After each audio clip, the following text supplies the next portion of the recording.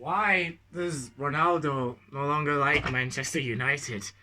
I don't get it. Like, the guy was captain for Aston Villa, and then I'm hearing I don't respect Ten Hag and all this other thing. And yes, I am black. You cannot see me properly. Well, why? Okay, I don't. This is a very short but sweet video. Ronaldo, right? He's the talk of the town now, and it's really, really disrupting, especially for a fan, as the guy who is paid to score goals actually is complaining about every other thing. Okay, that's very small. That's very small. Okay, let's do this, right? Ronaldo, is it wrong? It seems like Ten Hag is trying to force him out of the club, but he's trying to blame Ten Hag for. He's trying to say that this past summer he didn't actively try to leave when we were hearing all over the news, especially Fabrizio was very clear when he was like his agent Jose Mendes was trying to move Ronaldo to another Champions League club. So I do not get it. The manager doesn't go around clubs asking if they want Ronaldo. It's your agent or you. So what are you on about? You wanted to leave. We all know you wanted to leave. You don't like Europe. You don't like the Europa League. It's fine. You don't have to lie that, nah, I don't need the Euro. I wanted to stay. It's fine. You don't have to lie because you lying just made it even worse.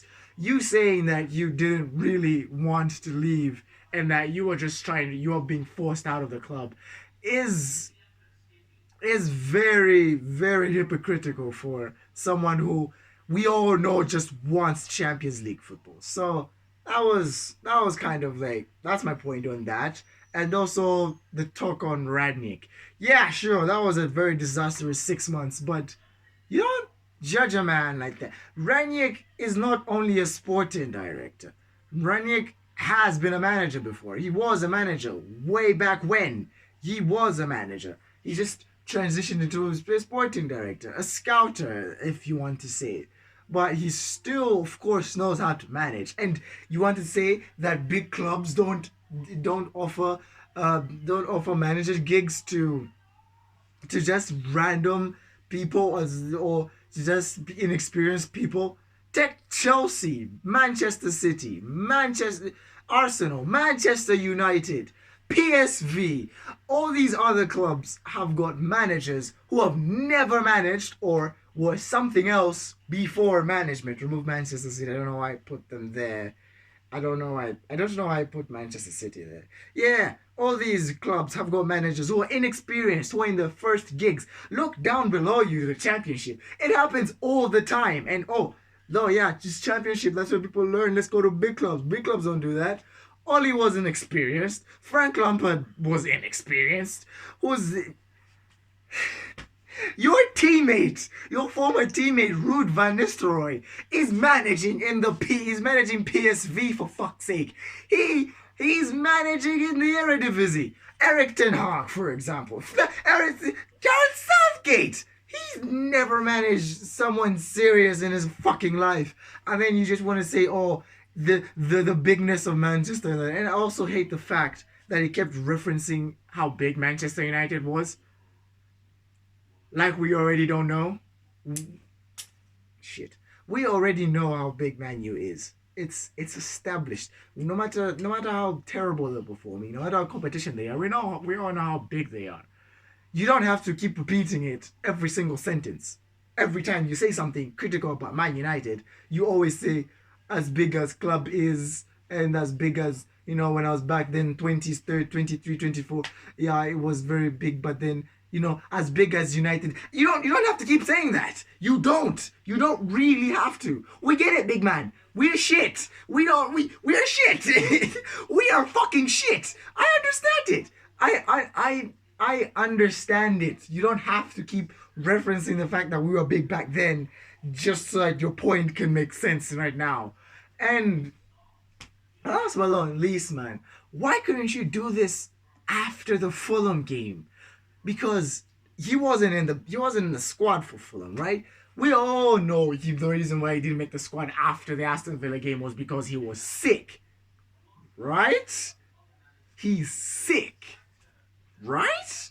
He's supposed to have like a flu or something, right? No, the guy sounds perfectly when you're speaking to Piers Morgan. He's not sick. He planned that. I have a feeling the reason he's done this interview now before the World Cup rather than in the off season is solely because he just wanted to confuse Manchester United and have an excuse when he completely flops in Qatar, which I don't even want to talk about. But he just wants to have an escape code that he wasn't thinking straight, this and that. And yes, let me just backtrack a bit.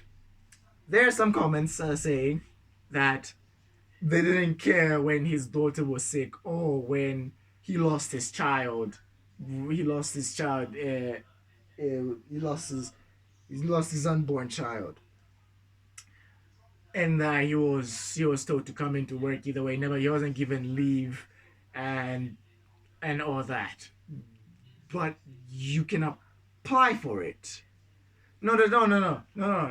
Don't get me wrong. I don't want to sound like, he didn't take accountability for it. I mean, look at this, right? You're working, right? You have a job.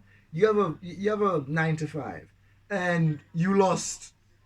God forbid, you lost an important family member like your parents or your aunts or your aunties and nephews and cousins. You know how Africa we love our extended family like that much. You lose them, right? You apply to leave for a certain amount of time. Even when you're pregnant, you apply for maternity leave. You're guaranteed leave. You just have to ask for leave, and they just give you conditions to follow afterwards.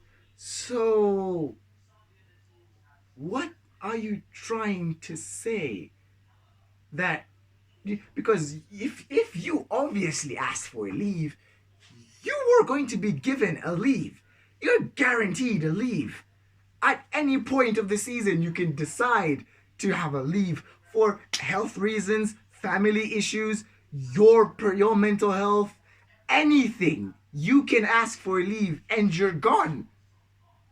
So if he really did want to leave, he would have he would have asked for a leave. I'm not thinking. He would have been like, I'm not thinking straight. I just lost my unborn child, and I really want some time to think. I also want to console. I want to be there for my family, my girlfriend, and my mother, my father, everyone part of it. I want to I want to be there for them, mentally.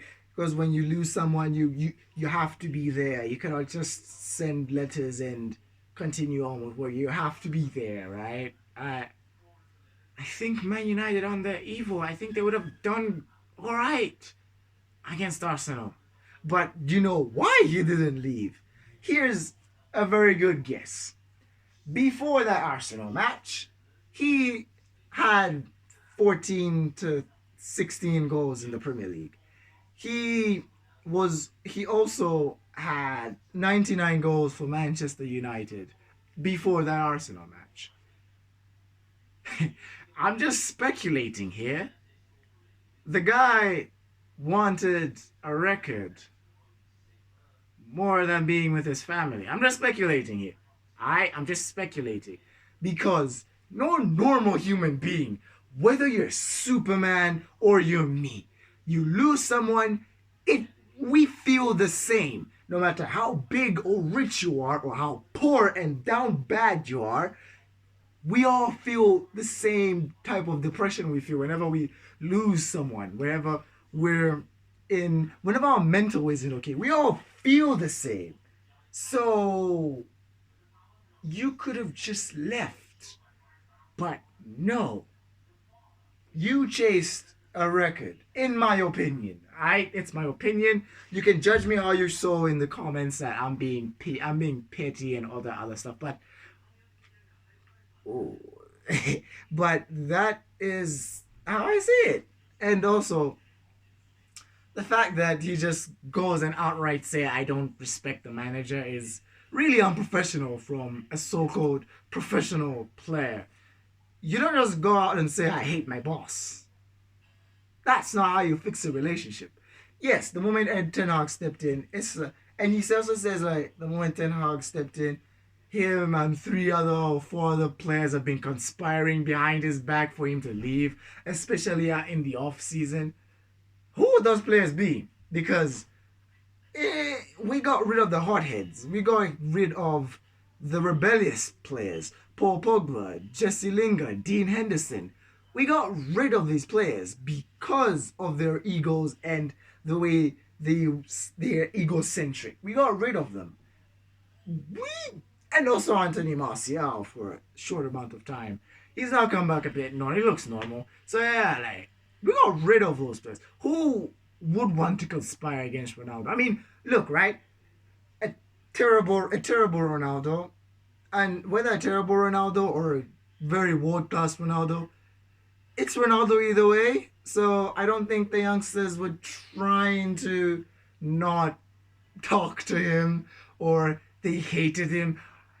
Look at Garnacho for example. He is idolized Ronaldo.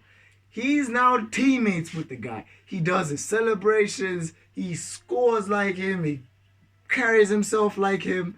He's obviously been Ronaldo's obviously been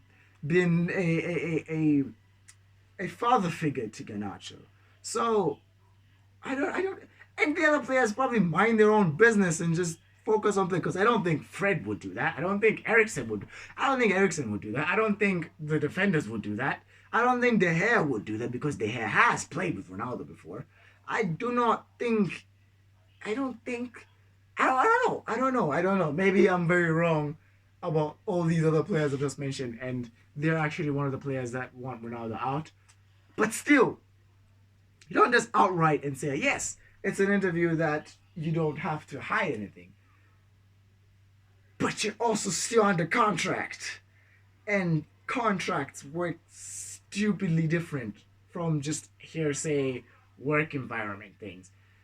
I can be your boss, for example, right? You can hate me, but you don't have to outright and say it. You don't have to say it that you hate me. You can tell me after you're done, after you resign, after you're gone, that I hated him. I mean, that's normal. Just to avoid a weird working relationship, a working environment. Because we all know that Mourinho and Ronaldo hate each other and they didn't like playing with or working together at Real Madrid. That's why they failed together. And you don't really you don't really I'm dwelling on this point too much because I am so shocked at how easy people are taking this. Imagine any other player decides to say I hate my manager. Let's just talk about a similar situation. Another Portuguese person, Joao Felix and Diego Simeone. They're been shit, man. They literally it's like they hate each other from top to bottom. And yet in the media, do you know what Joao Felix says about Simeone?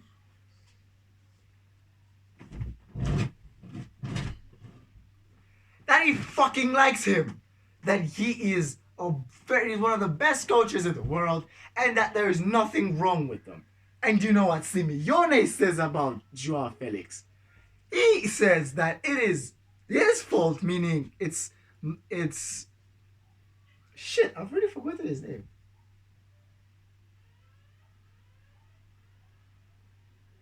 Ooh, it's Diego Simeone. I had Maradona in my head.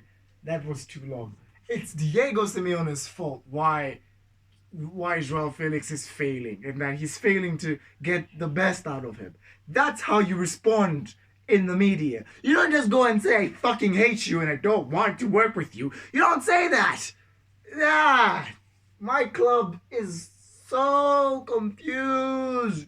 Oh, I don't know if there's any points to take from this video. I don't even know if you've reached this far because, dude, if you've reached this far, man, because this has been poorly made. Look at how I am. You cannot see part of my face. I know that you can't see part of my face. Maybe you can. Maybe because it just. But maybe and also this will be unedited because I want my raw like reaction to this stupidity to show. All right. You mean? I mean, I keep doing that. Why do I keep doing that? Yeah, like glass houses and shit. So, if you have enjoyed this talkative video, I don't know how long this is. Wait, I'm not done. I'm not done. And also, I have a feeling that Ronaldo's gone in January.